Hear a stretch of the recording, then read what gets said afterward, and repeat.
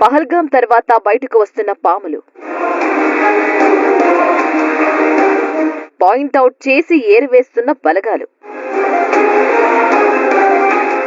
వేలాది మందిని ఒక్కసారిగా ఎలా గుర్తించారు? పహల్గాంలో హిందువులపై మారణకాండ ద్వారా పాకిస్తాన్ టెర్రరిస్టులు మోదీ సెల్ఫ్ ఎస్టీమ్ ని హట్ చేసినట్లయింది.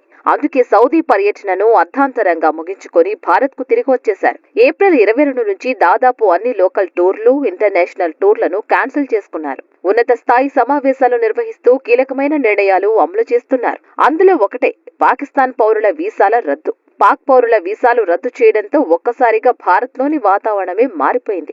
జమ్మూ కాశ్మీర్, గుజరాత్, మధ్యప్రదేశ్ వంటి బీజేపీ పాలిత రాష్ట్రాల్లోనే గాక నాన్ బీజేపీ స్టేట్స్ లో కూడా అక్రమంగా ఉంటున్న పాక్ పౌరుల గుర్తింపు వేగంగా జరుగుతోంది. వారిని సాగనంపే ప్రక్రియ భారీగా ఊపందుకుంది. పాక్ తో సంబంధాలను పూర్తిగా తెంచుకున్న భారత్ పాక్ పౌరసత్వం కలిగిన వారితోనూ కఠినంగా వ్యవహరిస్తోంది. ఈ క్రమంలో ముంబై, అహ్మదాబాద్ వంటి జనసమ్మర్దంగా ఉండే ప్రాంతాల నుంచి పెద్ద సంఖ్యలో పాకిస్తాన్ కు తరలిపోతున్నారు. భర్తలు పాక్ లో ఉండి భార్యలు భారత్ లో ఉన్న వారు మాత్రమే కాదు, గత 40 ఏళ్లుగా అక్రమంగా భారత్ లో ఉంటున్న వారు కూడా బయటపడుతున్నారు. అయితే విచిత్రం ఏంటి అంటే వీరిలో చాలా మంది కూడా ఫేక్ ఆధార్ కార్డులతో సకల సౌకర్యాలు అనుభవిస్తున్నారు. ఇక్కడే చదువుకొని ఇక్కడే ఉద్యోగం కోసం వెతుకుతూ ఇక్కడే సెటిల్ అవుదామని నిర్ణయించుకున్న వారికి కొదువే లేదు. అలాంటి అందరినీ ఇప్పుడు ఆయా రాష్ట్రాల పోలీసు బలగాలు ఏరిపారేస్తున్నాయి. అయితే అంత ఖచ్చితంగా ఇంత తక్కువ సమయంలో వారిని ఎలా ఐడెంటిఫై చేస్తున్నారు అనేదే ఆసక్తికరంగా మారింది. అక్రమ పాకిస్తానీ వలసదారుల సమస్య గతంలో గుర్తించబడకపోవడానికి చాలా కారణాలున్నాయి. దేశంలో వీసా ఓవర్ స్టే చేసిన వారిని ట్రాక్ చేసేందుకు గతంలో సమర్థవంతమైన వ్యవస్థలు లేవు. ఉదాహరణకు 2007లో భారత్ పాకిస్తాన్ క్రికెట్ సిరీస్ సమయంలో కాన్పూర్ కు వచ్చిన 32 మంది పాకిస్తానీలలో 28 మంది ఆచూకీ తెలియకుండా పోయారు అనే వార్తలు వచ్చాయి. వారు మాయమైన తరువాత ఎటు వెళ్లారు, ఏం చేస్తున్నారు అనే సమాచారం ట్రాక్ చేసే వ్యవస్థ లేదు. అలా ఎంతమంది ఉన్నారో అంచనా వేయడం కూడా కష్టమే. చాలా మంది అక్రమ వలసదారులు భారతీయ పౌరులను వివాహం చేసుకోవడం, స్థానిక సమాజంలో భాగమైపోవడం వల్ల వారిని గుర్తించడం కష్టంగా మారింది. మరోవైపు గతంలో అక్రమ వలసల సమస్యకు రాజకీయంగానే కాక భద్రత దృష్ట్యా కూడా అంతగా ప్రాధాన్యత ఇవ్వలేదు. కానీ ఇప్పుడు భద్రత అనేది టాప్ ప్రయారిటీగా మారింది. గతంలో అక్రమ వలసదారులను గుర్తించేందుకు సాంకేతిక వనరులు పరిమితంగా ఉండేవి.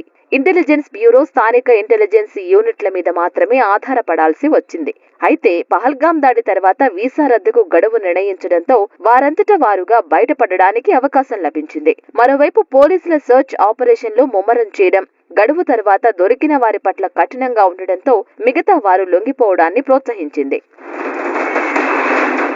ఇప్పుడు ఇంటెలిజెన్స్ బ్యూరో, స్థానిక ఇంటెలిజెన్స్ యూనిట్ల, రాష్ట్ర పోలీస్ శాఖల సమన్వయంతో అక్రమ వలసదారులను గుర్తించేందుకు విస్తృత ఆపరేషన్లు చేపట్టాయి. ఢిల్లీలో 3000 మంది అక్రమ చొరబాటుదారులు ఉండగా 2000 మంది పేర్లతో 2 జాబితాలను అధికారులు సిద్ధం చేశారు. వారి ధృవీకరణ కోసం పరిశీలిస్తున్నారు. మరోవైపు యూపీ, మహారాష్ట్ర, ఏపీ వంటి రాష్ట్రాల్లో అక్రమ వలసదారులను గుర్తించేందుకు ప్రత్యేక బృందాలను రంగంలోకి దింపారు. సామాజిక మీడియా ప్లాట్ఫామ్లలో అక్రమ వలసదారుల సమాచారం సేకరించేందుకు డేటా అనలిటిక్స్ ను ఉపయోగిస్తున్నారు. ఇది ఇంటెలిజెన్స్ ఏజెన్సీలకు లీడ్స్ అందిస్తూ పనిని వేగవంతం చేసింది. అలాగే కాల్ డేటా రికార్డ్స్ ద్వారా అక్రమ వలసదారులు ఉపయోగించే మొబైల్ నెంబర్లను ట్రాక్ చేసి వారి స్థానాన్ని గుర్తించేందుకు ప్రత్యేక విభాగాన్ని ఏర్పాటు చేశారు. ఈ విధానం గతంలో ఆచూకీ తెలియని వారిని కనుగొనడంలో సహాయపడింది. ఇక జమ్మూ కాశ్మీర్ వంటి చొరబాటుదారులు మెండుగా సులభంగా ప్రవేశించగలిగే ప్రాంతాల్లో కేంద్ర బలగాలు, సైన్యం ఎంతో ముందు చూపుతో వ్యవహరించడం సత్ఫలితాలనిచ్చింది. కాశ్మీర్లో కేంద్ర బలగాలు, సైన్యం ఆధ్వర్యంలో 2022లోనే అనేక ఉచిత సేవా శిబిరాలు నిర్వహించారు. ముఖ్యంగా మెడికల్ క్యాంపులు నిర్వహించే సమయంలోనే ఎవరు లోకల్, ఎవరు నాన్ లోకల్ అనే అంశాలను ఐడెంటిఫై చేశారు. అలాంటి చోట్ల ఇప్పుడు అక్రమంగా ఉంటున్న వారిని ఈజీగా ఐడెంటిఫై చేసి నేరుగా వారి ఇళ్లలోకి వెళ్లి పట్టుకోగలిగారు.